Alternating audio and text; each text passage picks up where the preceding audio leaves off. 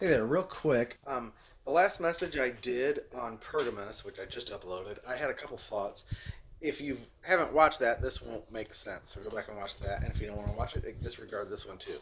Um, the thing about Balaam is I don't believe he knew the mysteries of Satan.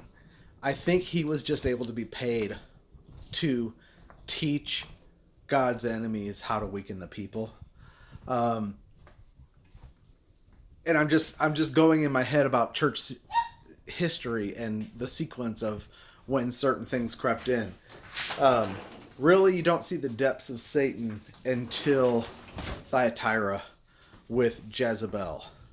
They're related in that they both involve the people in Baal worship, essentially.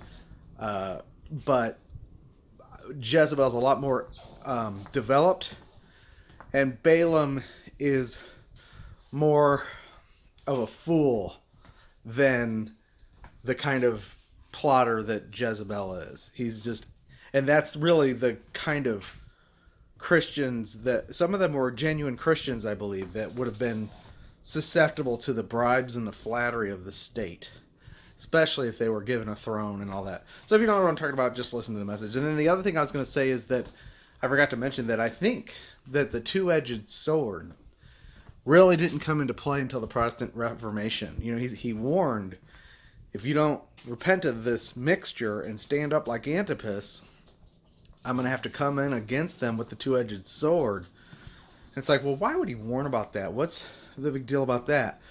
Well, I think that finally came at the Reformation, which cost a lot of lives and was a huge mess. And if they had stood up at the time period that Pergamos represents, maybe Thyatira would never have developed into what it had. So that's kind of speculation on my part, but I just wanted to add that on there.